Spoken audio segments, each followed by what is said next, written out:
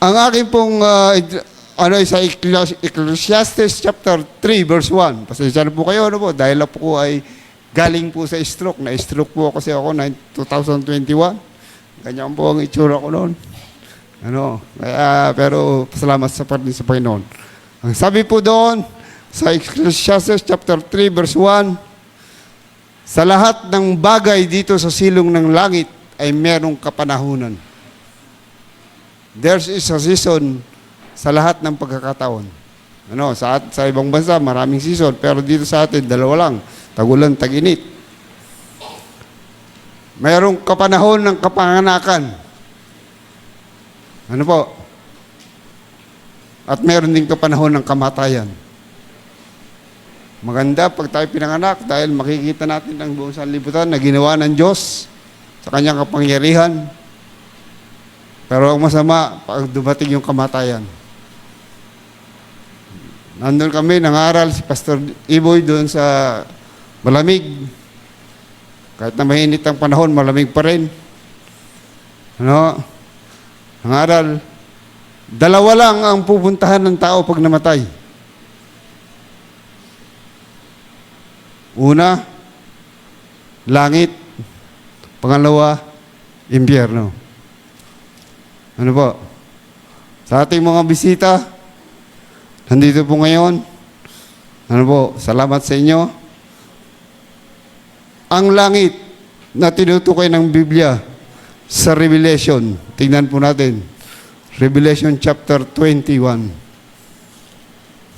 Kung makikita po natin, verse 3 and 4, babasahin ko po.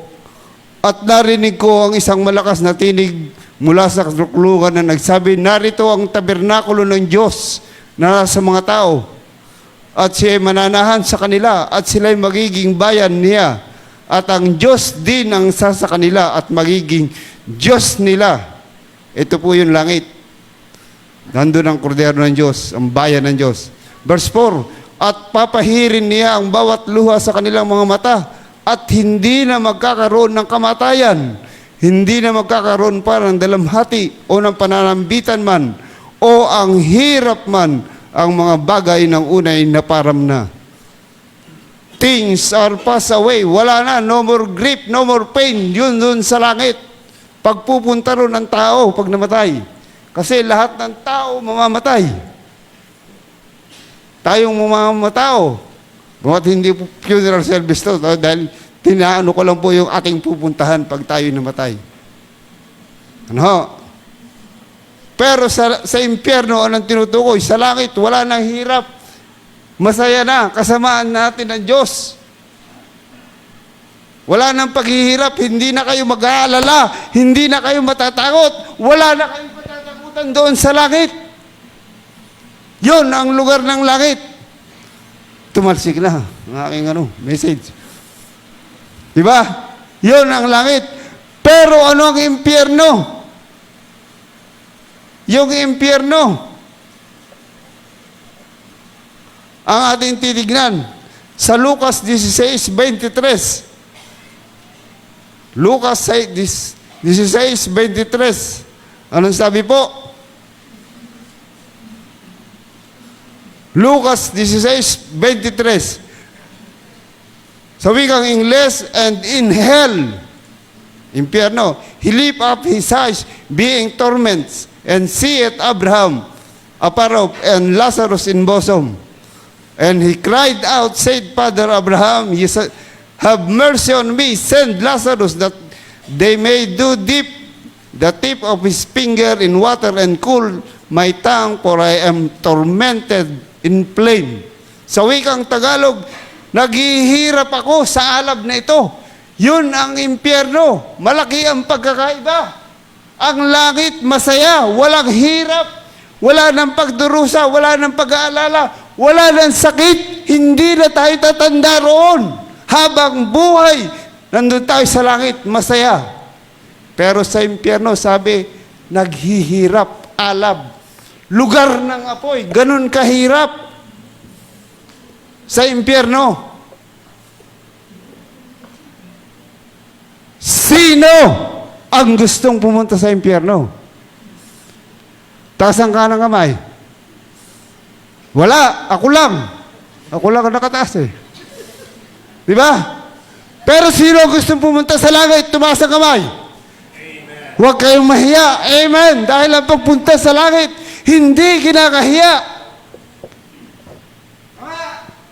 Maging proud ka pag ikaw ay pupunta sa langit.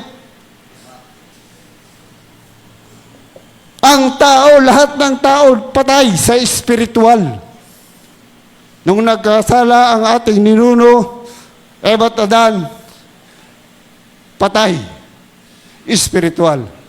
Ang sabi, huwag kang kakain sa prutas. Lahat ng prutas makakain mo. Yung isang prutas hindi pwedeng makainin. Pagkat mamamatay ka. Nakain nila. Makasalanan. Kaya walang pupunta sa langit. Lahat tayo impyerno. Sa lawa ng apoy, dagat-dagat ang apoy tayo. Pero salamat sa Diyos. Sabi sa Romans 5:8, datapwat ipinagtatagubilin ng Diyos ang kanyang pag-ibig sa atin. Si Kristo ay namatay para sa atin. Diba? Napakasaya. Nakakapaluha. Tayong makasalanan, pupunta sa impyerno. Pero tinubos tayo ni Kristo. Yung kasalanan natin, na siya ang namatay, napako sa krus ng Kalbaryo. Wala na tayong gagawin. Pupunta na tayo sa langit. Isang paraan lang ang dapat gawin.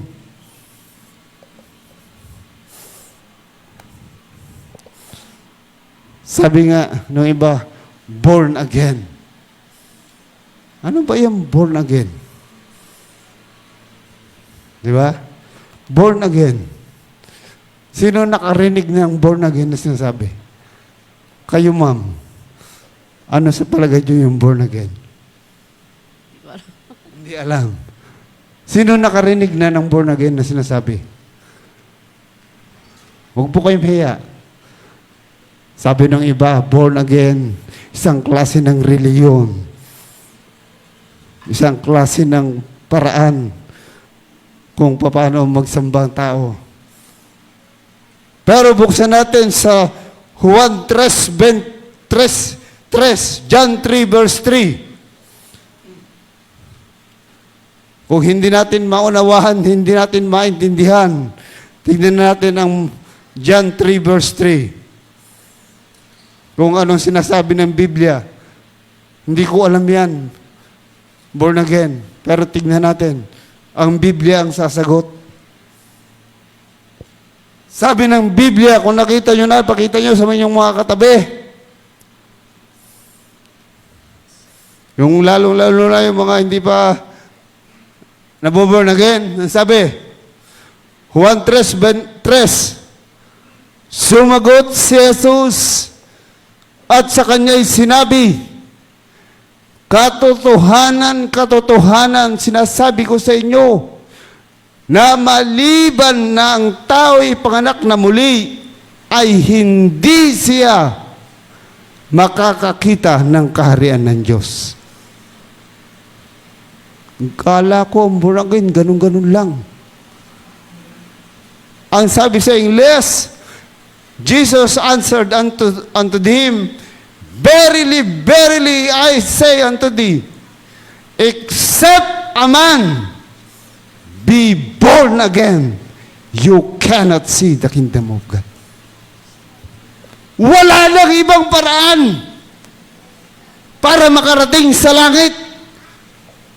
Yan pala, napakahigpit. Yan lang ang paraan na ang isang tao makarating sa langit. May panganak na muli. Kaya kung hindi ka pa born again ngayon, hindi ka pa pupunta sa langit. Walang ibang paraan. Hindi ang simbahang ito ang pagpunta sa langit. Hindi ka kahit ilang 10 beses ka baptizan dito, hindi ka makarating sa langit. Hindi sa mabuting gawa mo. Dahil sabi ng Panginoong Hesus, tinatawag mo akong mabuti. Walang mabuti. Sa lahat ng tao, walang mabuti, kahit sino. Iisa lang ang mabuti. Sabi doon, sa Mark chapter 10, verse 18, iisa lang mang mabuti, ang Diyos. Kaya ang Diyos lang nasa langit, walang makakapasok na tao. Lahat tayo, kahit sino. Pero yung pag-ibig ng Diyos, namatay si Kristo para sa atin, tinubos tayo. Isa na lang ang gagamitin mo, maipanganak kang muli. Ang sabi sa verse 6, huwag kayong magtaka, dapat ipanganak na muli ang espiritual. Ang sabi rito sa verse 6, ang ipinanganak ng laman ay laman nga, at ang ipinanganak ng espiritu ay espiritu nga. Ibig sabihin, kailangan tayo born again, ipanganak yung espiritual. Ang ipanganak. Kung tayo ipinanganak yung katawan natin, ako, August 18, 1961, pinanganak yung sarili ko. Yung espiritual ang dapat ipanganak sa iyo ngayon. Para makarating ka sa langit, yun lang ang daan, wala nang iba. Di ba? Ipanganak na muli. Anong sabi? Paano ipanganak muli? Dahil kasi lahat tayo, lalong-lalo na ako. Nung si Adan at Eva na tukso ng dyablo, siyempre kampo niya na yan. Akin ka na. Akin ka na. Kasi, nabihag na kita. Lahat ng tao nabihag ni Satanas. Kaya dadalawa lang ang may-ari sa atin sa mundong ito. Ang Diyos na makapangyarihan sa lahat, kundi ang dyablo, dalawa lang. Sino ang tatay mo o tatay natin sa spiritual? Ang Diyos o ang dyablo? Dalawang, ang sabi doon sa John 8:44. Papaliwanag ko pong mabuti, ito napakahalaga kasi. Kaya pasensya na kayo kung talagang matagal. John 8:44. Kayo'y sa inyong amang dyablo at ang nais niya ang inyong ibig gawin. Siya ay isang mamamatay tao, buhat pa ng una, hindi siya nanatili sa katotohanan, sapagkat walang katotohanan sa kanya pagka nagsasalita siya ng kasinungalingan at nagsasalita siya ng ganang kanya, sapagkat siya ay isang sinungaling ang ama nito. So, sinong tao hindi nagsinungaling? Taas ng kanang kamay. Pero bang tao hindi nagsinungaling? So, siya ay sinungaling. Siya ay ama nito, ang dyablo. So, anak tayo ng dyablo. Nabihag niya tayo eh. Kaya tayo patay. Pero paano kang barating sa langit? Ito na ang maganda. Ito na yung talagang ipinapangaral namin, lalong-lalo na sa mga tao na hindi pa nakakakilala. Maliban na ang tao ipanganak na muli, hindi siya makakarating sa kalihan ng Diyos. Kailangang ipanganak kang muli ngayon. Paano? Juan 1:12. Juan 1:12, simple lang. Hindi mo na kailangan maghirap, hindi mo na kailangan magpapako sa krus, hindi mo na kailangan lumuhod para lumuhod dito, papunta ron, pabalik-balik. Hindi na kailangan yan. Dahil tinubos ka na ng Panginoong Jesus. Isang bagay na lang ang dapat mong gagawin. Ito, Juan 1:12. Naging anak tayo ng dyablo dahil nabihag niya tayo.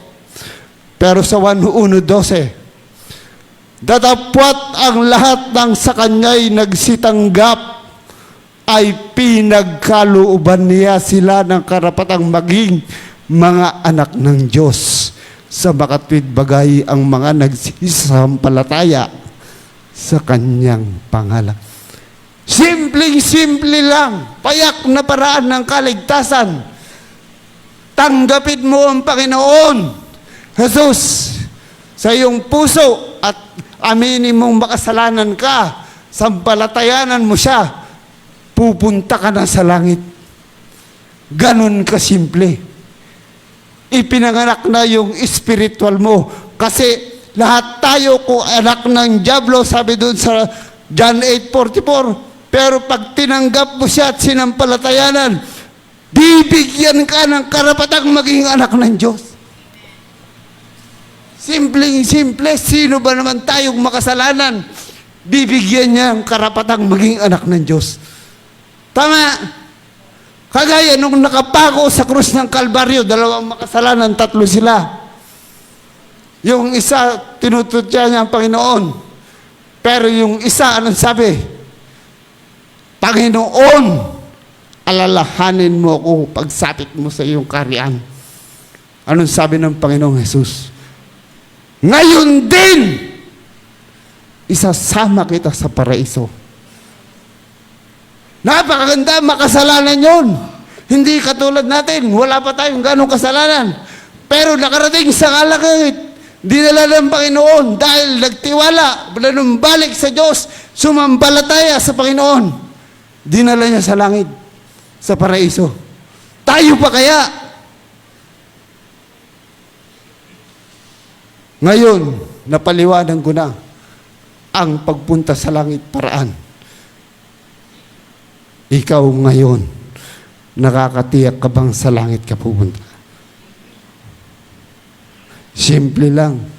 Tatanggapin mo siya sa sampalatayanan. Sigurado pupunta ka na sa langit. Ipinanganak ka ng muli. Ipapanganak kang muli ngayon. Pagtatanggapin mo siya at sa sampalatayanan, tandaan mo ang petsang ito. November 23, 2025. Ipinanganak yung spiritual ko. Tinanggap ko ang Panginoong Jesus. Ngayon yun. Gusto mo bang tanggapin siya? Tayong lahat ay pumikit at yumuko. Walang nakamulat, walang nakatingin sa akin. Damhin natin ang presensya ng Diyos ngayong umaga. Brother June, naintindihan ko. Naunawaan ko, makasalanan ako, pupunta ako sa impyerno sa lugar ng kahirapan. Pero tinubos ako ng Panginoong Jesus.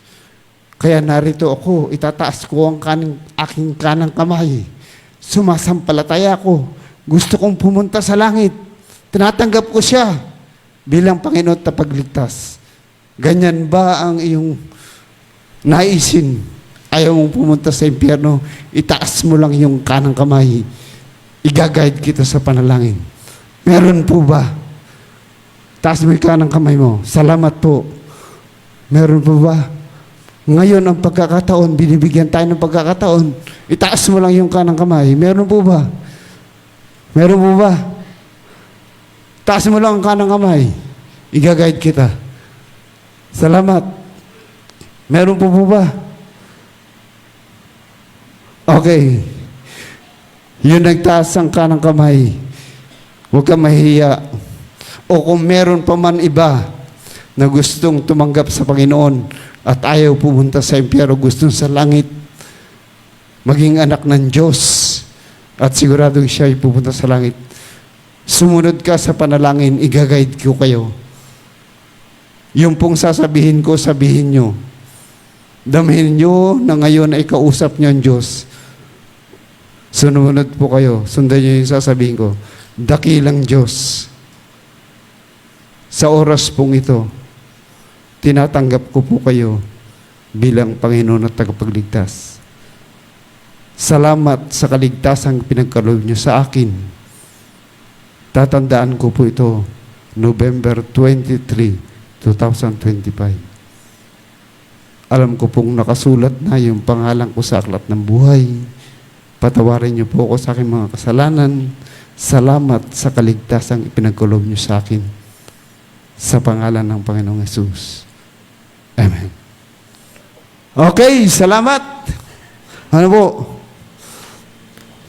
Sa isang tagtaas ng kamay na nakita ko, At kung sino man ang sumunod pa sa panalangin, salamat po.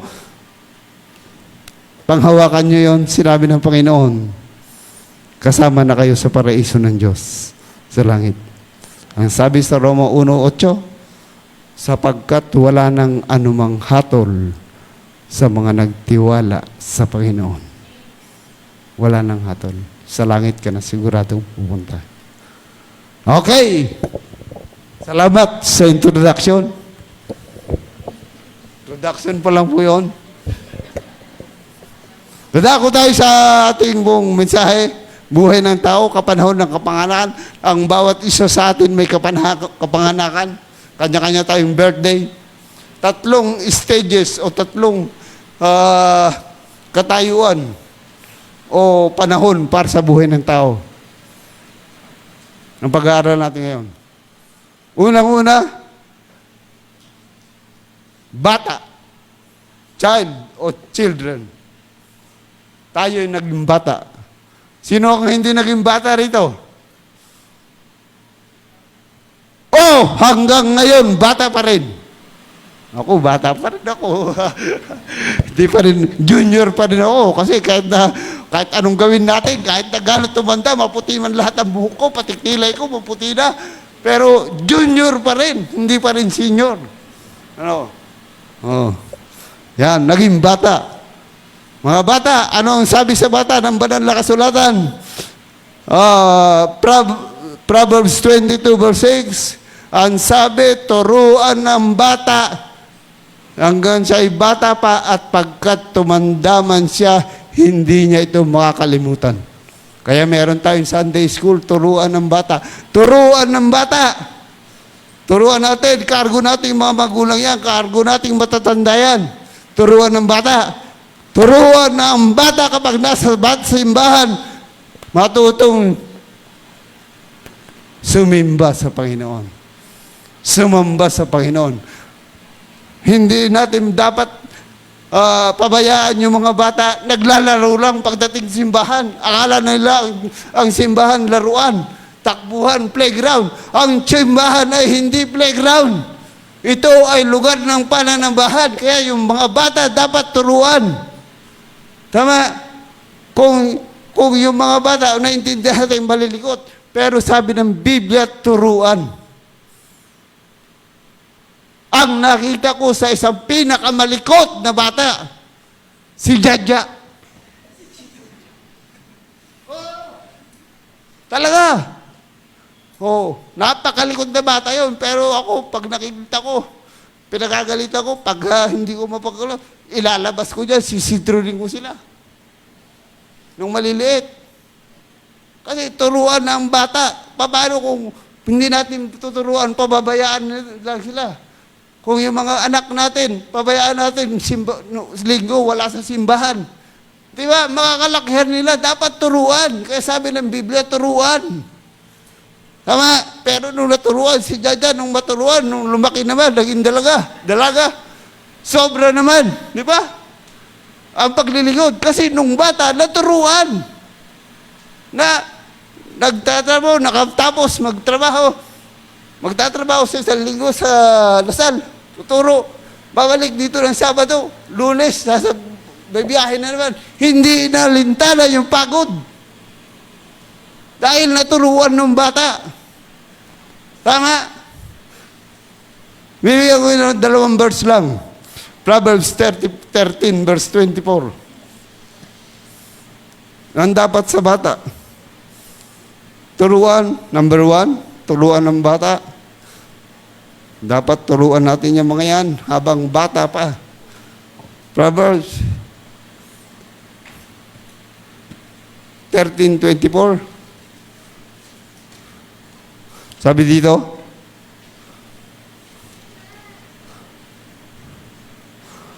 siyang nag-uurong ng kanyang pamalo ay napupuot sa kanyang anak. Ngunit siyang umiibig ay nagpaparusang paminsan-minsan. Kung sino daw ang hindi namamalo,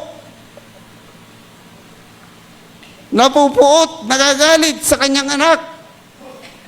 Sino ang magulang dito hindi namamalo? Ako, namamalo ako talaga. Namamalo ako talaga. Dahil turo yan ng Biblia. Turo yan ng Diyos. Ha? Ngayon, baliktad ang ating gobyerno, ating pamahalaan, o anumang kinukontra ang Biblia. Bawal nang mamalo. Ikukulong ka na, makukulong ka na. Anong susundin mo? Utos ng tao, utos ng Diyos. Mamalo. Isa pa. Proverbs 29:15. 29:15. Sabi rito, ang pamalo at saway ay nagbibigay ng karunungan. Ngunit, ang batang binayaan ay humihiya sa kanyang ina. Kaya kung hindi mo ang pinapalo ang bata, sinusaway ang bata, sinusweto ang bata, pag lumaki yan, kita mo kung kanino bang anak yan? Pambihira. Di ba? Hindi tinuruan ng magulang. Di ba? Kaya utos sa atin, paluin ang bata. Hello? Hindi na mamalo. Hinihiya ang magulang yan. Kanino bang bata to? Sino bang nanay dito? Hindi man lang tinuruan. Biblical. Bata, yan ang dapat sa bata. Number 2, 2 na agad, 3 lang yun. Maiksi. Ecclesiastes chapter 12. Ecclesiastes chapter 12, verse 1. Children o child, number 2. Ecclesiastes chapter 12, verse 1. Ang sabi rito, sa wikang Tagalog, dahil wala naman tayong puro English dito. Alam kong hirap kayo sa English, kaya ayaw kong mag-English. Yabang yes or no lang ang alam ko. Okay, sabi rito, alalahanin mo rin naman ang mailalang sa iyo sa mga kaarawan ng iyong kabataan. Kabataan mo, kanina child, bata, ngayon kabataan. Kabataan, bago dumating ang mga masasamang araw at ang mga taon ay lumapit pagka iyong sasabihin, wala kong kaluguran sa mga yaon. Remember the Lord, thy God, in the day of youth. Palalahanin mo siya pag sa iyong mga kabataan. Kaya kayong mga kabataan, nung bata kayo, tinuruan kayong sumimba lagi, dapat lagi kayo nasisimbahan, na ang buhay nyo nakalaan na kapag Sunday, nasa simbahan. Di ba?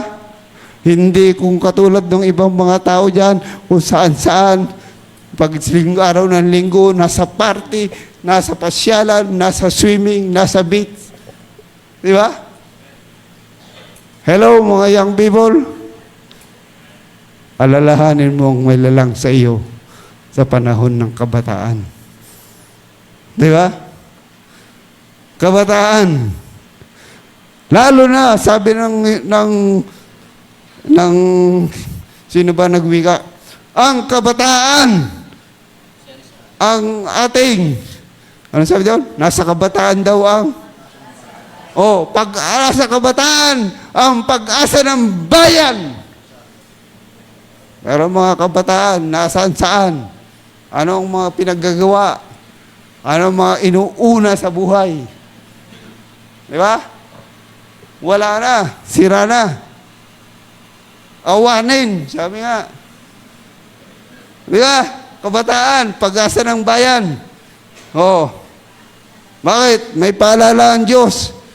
Yung mga kabataan. Kasi mga kabataan ngayon, kung ano ang uso, yun ang sinusundan. Kung ano ang mga uso sa libutan, yun ang mga ina-idolize. Di ba? Tama muli. Ang mga kabataan, may paalala ang Biblia dyan. Ecclesiastes chapter 5, verse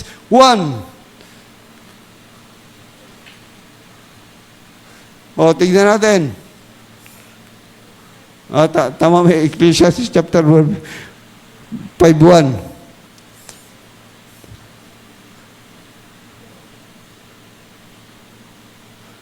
Ecclesiastes, chapter 5, verse 1.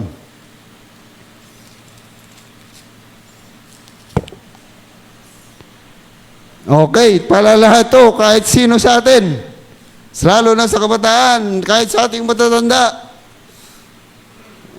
Ecclesiastes chapter 5, verse 1. Ingatan mo ang iyong paa pagka ikaw ay napapasabahay ng Diyos, sapagkat ang paglapit upang makinig ay maigi kaysa magbigay ng hay ng mga mangmang, sapagkat hindi nilalaman na sila'y nagsisigawa ng kasamaan. Ingatan mo pag ang iyong paa pagpupunta ka sa bahay ng Diyos. Ingatan. Anong ibig sabihin? Keep thy foot. What does it mean? Keep thy foot. Oh, English na to ano?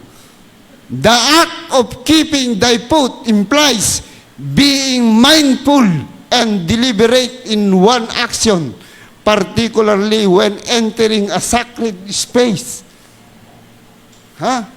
Sacred space, such as a place of worship. The instruction is a reminder that when we come before God, we should do so with a sense of humility and respect. Pagpupunta tayo sa simbahan, di ba? Kasi maraming ang uso sa pananamit. Sa pananamit. Meron bang verse sa Bible yan? Meron. Deuteronomy chapter 22, verse 5. Deuteronomy 22, verse 5, sabi rito,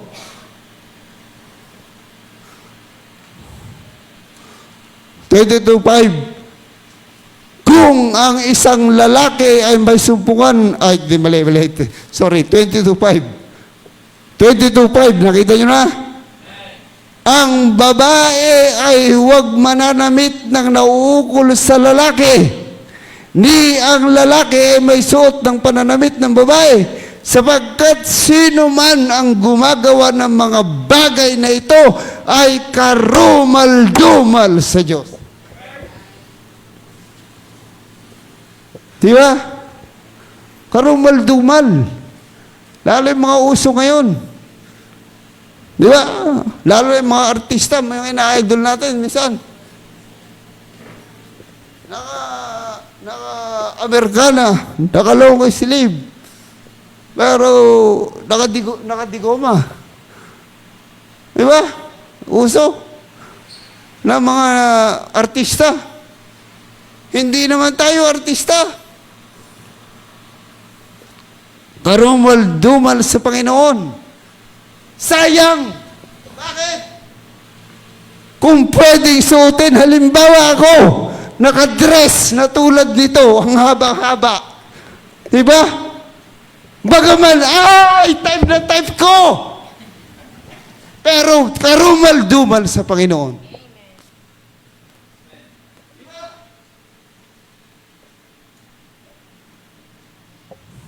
Kaya kung pupunta tayo sa bahay ng simbahan sa Panginoon, meron tayong damit na nararapat. Formal. Tama? Kasi pumunta ka sa eskwelahan, meron kang uniform. Bukod ang sa babae, bukod sa lalaki. Pumunta ka sa opisina, merong bukod sa lalaki, ba't bukod sa babae? May damit. Di ba? Nung ako hindi pa Kristiyano, talagang ayaw ko magsuot nitong may kuhelyo. Ayaw ko ng shoes with tacks. Anong tacks? Takong. Ayaw ko yan. Pero nung maging Kristiyano ako, ano na? Gusto ko na kasi ito yung kararapat dapat sa Panginoon. Pwede yan kung sa pasyalan ka pupunta, kung pwede yan kung sa party pupunta, sa bonggahan pupunta. Di ba? Pwede yan, pero pag pupunta ka naman sa simbahan, dapat formal. Di ba? Alam niyo ba ang si Pastor? Isang legacy na natutunan ko kay Pastor. Naalala ko talaga si Pastor. Iyak ako eh. Isang legacy niya. Ni minsan, kilala ko siya mahigit 40 taon. Hanggang ngayon, hindi ko nakita yung humarap o sumimba na may bigote. Tama, Ate Lele? Si Kuya Abra, pioneer, nakita niyo bang sumimba yung may bigote? Ako, bagamat minsan may bigote, kahit nalalabing 4, putol pa yung isa. Pero hindi nakakasimba kasi place of worship, respect. Ikaw, kakausapin mo ang teacher mo, ang principal mo, ang boss mo, ang manager mo, ang presidente. May bigote ka bang makikipag-usap? Formal. Tama? Tama, sir? Di ba? Pero dito, sino ang kakausapin natin? Sino ang sasambahin natin? Ang Diyos.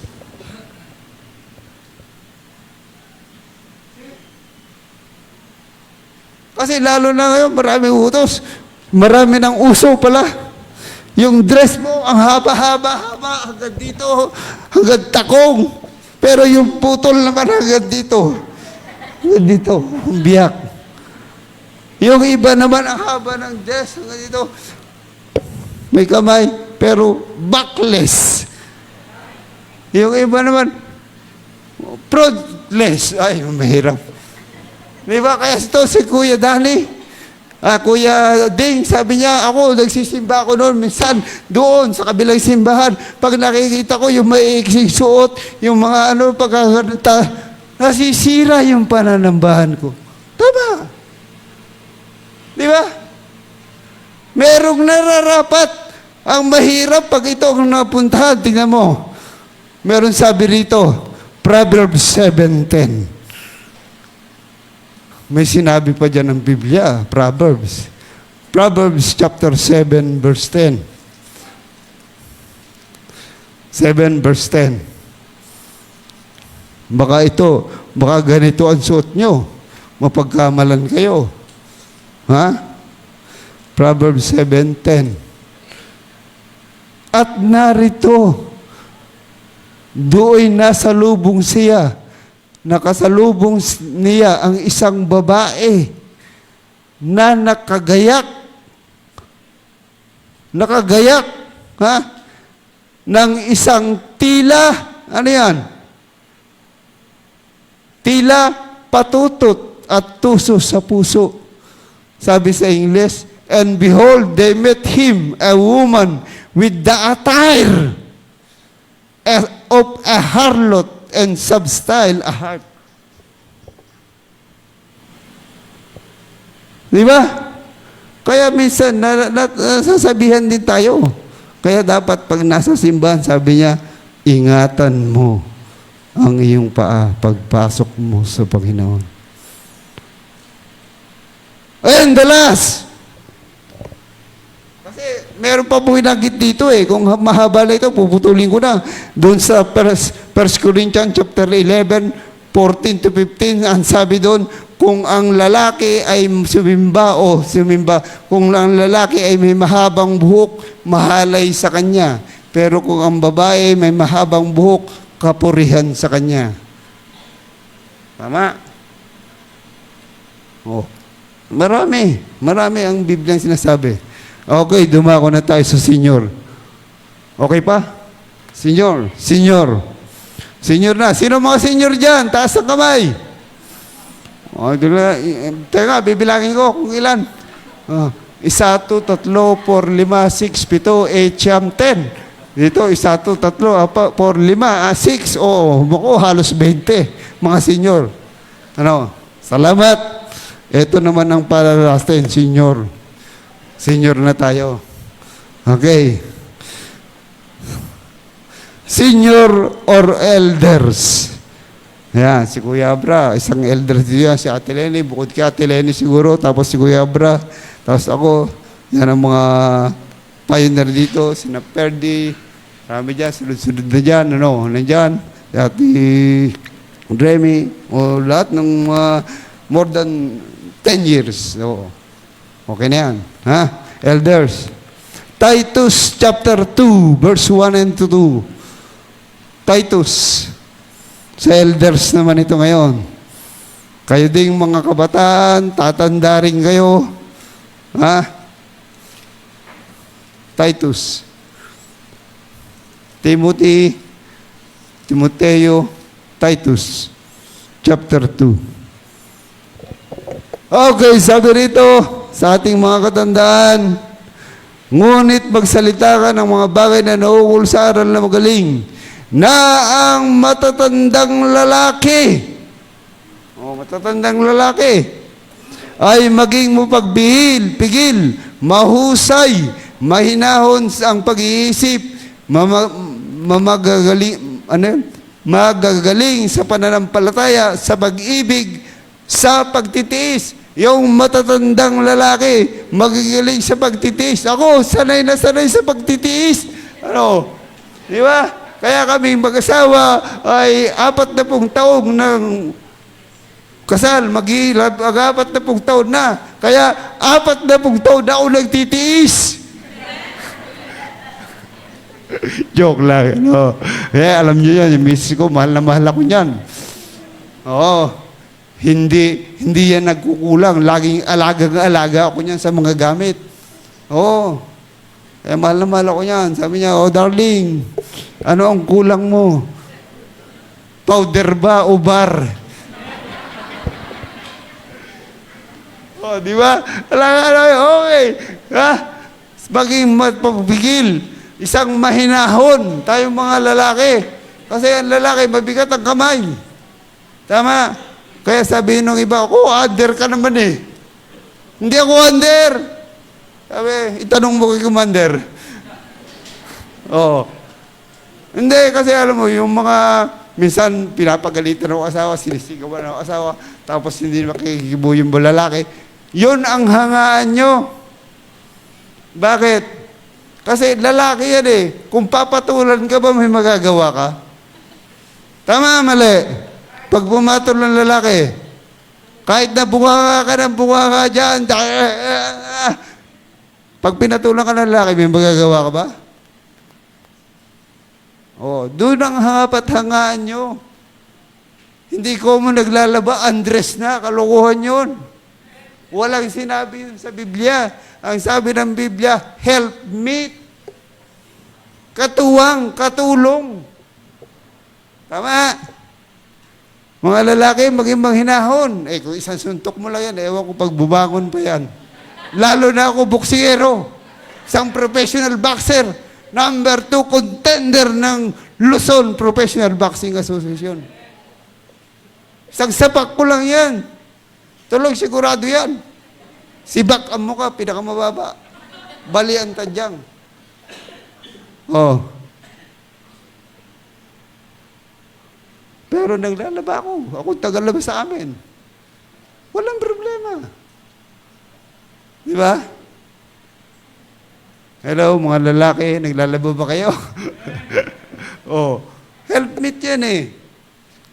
Matatanda, maging mahinahon, mapagpigil. Ito naman yung sa mga babae, verse 2. Sabi rito, na gayon din ang matatandang babae. Oh, matatandang babae. Ha? Maging magalang sa pagkilos. Hindi paalipin sa maraming alak. O maraming alak to. Maburo ng kabutihan upang kanilang maturuan ang mga babaeng kabataan na magsiibig sa kanya-kanyang asawa at magsiibig sa kanilang anak at mga pakahinahon. Hindi kahulugan na kapag tayo ay matanda na, wala na tayong magagawa sa Panginoon. Tayong mga adults, tayong mga senior, hindi po kahulugan yan. Bakit? Napakaraming halimbawa ng Biblia na ang matatanda. Tignan nyo ha. Si Abraham at si Sarah, nagpatuloy, naglingkod sa Diyos. Hindi, di ba? Nagkaroon, nung matanda na sila, 90, 100 si Abraham, si Sarah ay 90 years old. Pangako ng Diyos, ibinigay pa rin, nagkaanak. 90 years old, damakin mo. Nagkaanak pa, walang imposible sa Diyos. Si Moses at si Aaron ay nag-lead sa Israel, sa Panginoon, naging matapat. 80 years old nung ginamit ng Panginoon. So, hindi ibig sabihin na kapag tayo ay matanda na, wala na tayong magagawa. Nandyan yung mga kabataang nakatingin sa atin, yung mentor natin, yung halimbawa natin. Sinusundan nila. Di ba? Na mga kabataan, katandaan. Si Simeon at si Ana, yung propetisa, alam mo, 87 na siya. Nung naging balo pa ha. Pero nadagdagan pa ng 80 taon naglingkod sa Diyos. Naging matapat, hinintay ang pagdating ng Panginoong Hesus at natupad, inabot niya. Kahit matanda na siya. Si Noah. Diba? Si Noah, at tanda na, 500 years. Pero naging matapat sa Panginoon. Nung siya ay 500 years, naging kumpleto yung anak niya. 500 years siya. Nakita ng Diyos na ang bansa, ang mundo ay makasalanan, gugunawin ng Diyos ang mundo sa pamagitan ng tubig. Pero dahil si Noah ay matapat, yung pamilya niya lang ang naligtas sa tubig na baha nung ginunawang mundo. Tanging tapat sa Panginoon. Diba? Ginawa ng arko. Ilang taon ginawa yung arko ni Noah? Ilang taon? Magawa 11 na pala. Kukunti na ng bilisan ko. Okay, so ibig sabihin, ganito po, ang katapos-tapusan, gawin natin. 500 years siya, naligtas yung kanyang pamilya, lumubog ang mundo, wawalo silang naligtas. So, ibig sabihin, hindi ko matanda na tayo, hindi pa tapos ang pagkalikod natin sa Panginoon. Tayo ay magiging halimbawa sa mga kabataan. Yung kahit tayo ay hindi katulad na ng dating mabilis kumilos. Gaya ko, mabagal na. Hindi man ganun kabilis yung kilos natin kagaya sa kabataan. Hindi man kaganda ang memorya natin sa mga kabataan. Pero ibig sabihin, hindi nangangahulugan na tayong matatanda ay tapos na ang gawain para sa Diyos. Tayo yung mga halimbawa ng mga kabataan yan. Yung panalangin natin, may power pa rin. Di ba? Hindi man tayo nakakilos ng mabilis. Yung panalangin natin, yung patutuo natin na mula nung bata tayo, naglilingkod sa Diyos, kahit uhugod na. Kaya nga lagi hinaharap ko kanina si Nanay Consor, wala. Dahil sa kaedad niya, matanda na siya, 80 plus na. Naglilingkod pa rin. Isang halimbawa na napakaganda. Di ba? Hello? Nagpapatuloy. Hanggang ako yan. Si Nanay Consor, dating apostolada yan. Ayan, si Nanay, anong pangalan ito? Ito magkatabing dalawa. Oh, may edad, pero nagpapatuloy siya ni Sa Ate Remy, nagpapatuloy pa rin sa Panginoon. Hindi pa rin tayo, hindi kahulugan. Hindi nangangahulugan na kapag tayo matanda na, tapos na ang paglilingkod natin sa Panginoon. Kahit matanda ka na, yung pangako ng Diyos hindi nagbabago sa iyo. Na patuloy kang iingatan, tuloy kang pagiginhawahin ng Diyos. Kahit gaano ka nakatanda, yung pangako ng Diyos mula noon hanggang ngayon, nung bata ka hanggang ngayong matanda ka, nandyan pa rin yung pangako ng Diyos. Amen? Tama. Kaya nga si Haring David, bagamat mayaman kung tutuusin siya, napakayaman, marami ng pagkain, utos lang na siya ng utos, pwede. Wala na siyang panahon kung tutuusin sa Diyos. Pero anong sabi niya? I was glad when they said unto me, let us go into the house of the Lord. Nandun pa rin yung kalagayahan niya, nandun pa rin yung kalisayahan niya.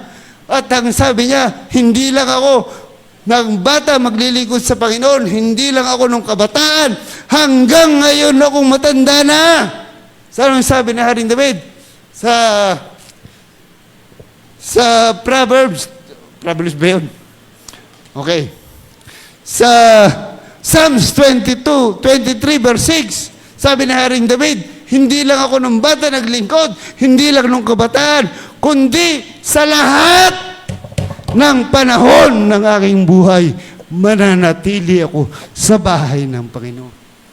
Napakaganda! Napakagaling ng halimbawa. Bakit?